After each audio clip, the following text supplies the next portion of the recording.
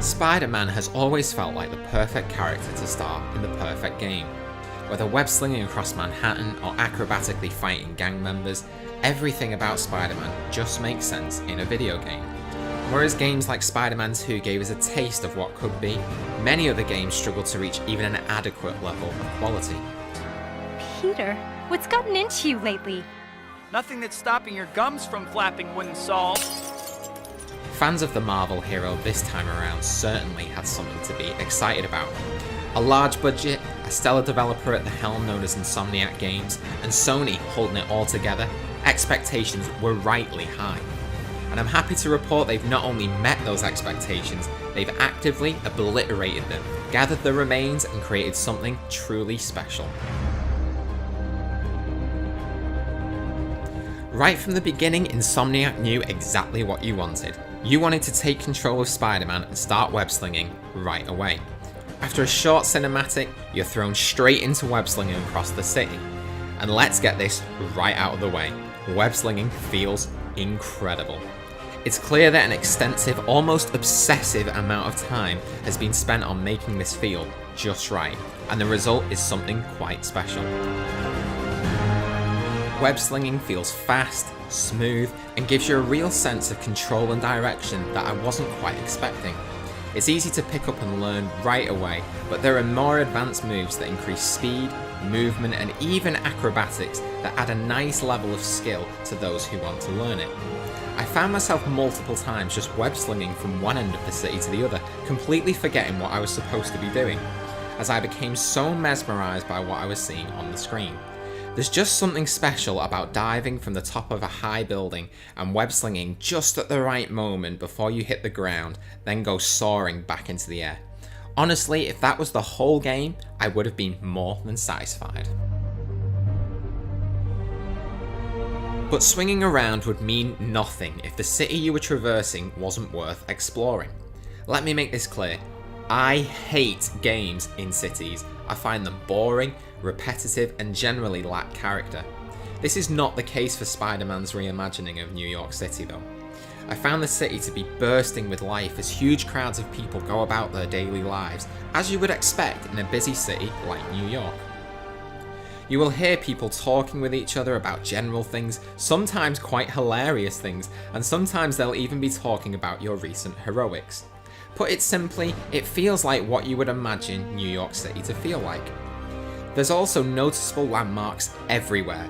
I've been to New York before, and I was delighted to see even small details represented that I remember from my trip, such as specific streets and fountains. My favourite location by far was Central Park. I was astounded at the level of detail and shot-for-shot likeness of areas of the park shown when comparing the final game to the real world. If you've never been to New York City, this is a great way to see it. Now graphically, the visuals have been held to the same standard. This game looks incredible and stands amongst the very best visually looking games this year. If you've heard about the pre-release rumblings that Spider-Man has been downgraded in the visual department since its showing at E3, let me put your mind at ease. They haven't. A recent video by Digital Foundry shows that the graphics haven't been downgraded, but have in fact become more realistic. This is something I completely second, and it's evident when playing the final product that there has been no downgrade, and I'd encourage you to check out that video if you have more questions. The link is in the description. It's clear that a lot of talent got behind the graphics, and sometimes the level of detail borders on the obsessive. Take the windows on this building for example. You can actually see into every single window and see inside every room. And this is true for almost every building in the city. It's this level of detail that makes the city feel more special and more believable. So surely this means that all this attention to detail carries over to the combat system. Well, the answer is yes, but no. The combat feels fast and fluid, and you will find yourself getting into a rhythm of attacking and dodging that feels perfect for a Spider-Man game. This, believe it or not, is one of Spider-Man's biggest attributes, but also biggest flaws. Let me explain. You hit square to attack and triangle to dodge, and as good as that feels, you could literally do that for the entire game and get through reasonably unscathed. Insomniac also included a skill tree, which adds new moves and abilities as well as adding fun and unique equipment, which mixes up the combat situation. The problem is you're never incentivized or encouraged to use these skills or equipment that keeps the combat from becoming stale. It's almost always easier just to attack and dodge, which over time can become very repetitive. There are some side missions that have a side goal such as air combo 5 enemies, or complete a side mission without taking damage, which rewards you with XP, but these objectives almost never encourage you to use equipment or abilities you've gained that you didn't start with. It would have been much more interesting to attach these side goals to every single mission and every single side mission, challenging you to play in different ways. This would have rewarded more skilled players for using different playstyles and less skilled players more opportunity to give them something new to try. It's not that the combat is bad, in fact the opposite is true. It's that there needs to be an incentive to try out more elaborate areas of the combat system. Something that really surprised me though was the strength of Spider-Man's characters and story. I actually love the selection of villains and anti-heroes in the story, which almost felt like the start of the greatest hits of Spider-Man villains. But what I appreciated was the surprising focus on Peter Parker's personal relationships and what seems like everyday problems. And while a story surrounding a supervillain's attempt to take over the city would usually get the spotlight, there's an equal focus on Peter's relationships with his family and friends. Mary Jane and Aunt May, as well as others that I won't name here for spoiler purposes, almost steal the show with exceptional performances. And just when you feel like you've got everything figured out, about halfway through the mood of the game drastically changes and I felt more connected to the characters than I thought I ever would.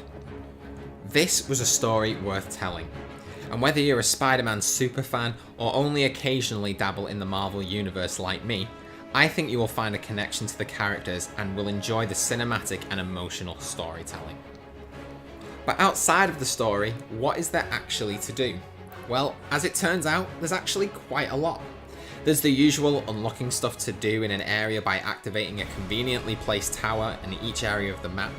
But then there's more interesting collectibles such as Peter Parker's missing backpacks, which show you something from his past and gives you a nice bit of fan service as well as context in what Spider-Man has been up to over the last 8 years. All I did was save this kid's balloon from floating away and he made me this. It's the little things that make it all worth it. I actually really enjoyed hunting these down, and there was always intrigue into what would be next in the next bag. As you progress, there are more collectibles to find, but it actually got a bit annoying the further I got, as the type of collectibles, which I won't spoil here, started to get a little bit boring. Outside of collectibles, there's plenty of side missions and activities to keep you engaged for a while. When all's said and done, it will probably take you around 20 to 25 hours to finish everything. Which brings me to my final verdict. Marvel Spider-Man on PS4 is above and beyond anything I could have expected. Although the Batman Arkham series popularised the combat system, Spider-Man takes it and improves it by speeding it up and adding more fun and acrobatics. The storyline is fun, engaging and even emotional, and there's plenty of side activities to keep you engaged for a good length of time. But what makes this game truly special is the stunning attention to detail in the cityscape, and the extremely satisfying web-slinging traversal system which completes the package. A few tweaks to the challenges in the combat system and a reduction in stale collectibles may in the future make this game the definitive superhero game. This, quite simply, is a must-play for every PS4 owner. So the final game score for Spider-Man is 9.5 out of 10. Which on our scale means amazing and almost a masterpiece. So as always, we give a morality score. This informs you of what to watch out for and if we agree with the age rating provided. This helps simply protect yourself and people you may know if there is certain types of content you want to avoid. This game has been given an age rating of a 16 by the UK PEGI rating board, which I find myself in agreement with. You may be surprised that a property as light-hearted and colourful as Spider-Man isn't suitable for children under the age of 16, but I assure you the game is rated that for a reason. PEGI has rated it a 16 for violence, and there is more than you would think. Particularly as the villains become darker and more aggressive in the latter half of the game, you will see scenes of them cutting down innocent people in the streets and more to that effect.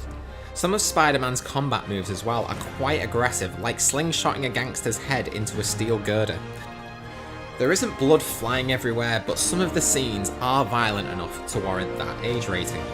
Also, in my opinion, some of the story themes might be a bit much for younger audiences to handle, and even some older people who have gone through similar circumstances. Some of these themes include loss, control, revenge, and more.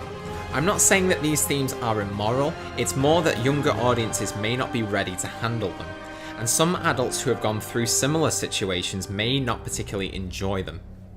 Other than that, Spider-Man actually stands out as one of the more moral superhero games, and it's represented wonderfully here. Even if you kick an enemy off the top of a tall building, you'll see them pulled into the side of the building as if Spider-Man is saving them before they hit the ground and die, which keeps to the personality of Spider-Man, instead of letting them fall and die. So in my opinion, Marvel's Spider-Man on the PlayStation 4 gains a morality score of an 8. So final scores for Marvel's Spider-Man on the PlayStation 4 gains a game score of a 9.5 and a morality score of an 8. If you enjoyed this video, please give it a thumbs up. If you absolutely hated it, please give it a thumbs down too. And make sure you hit that subscribe button if you want to see more content just like this. Check out some of our other videos as well, which includes Monster Hunter Generations Ultimate on the Nintendo Switch, and we will have much more for you to see coming soon. So thanks for joining us, and we will see you very, very soon.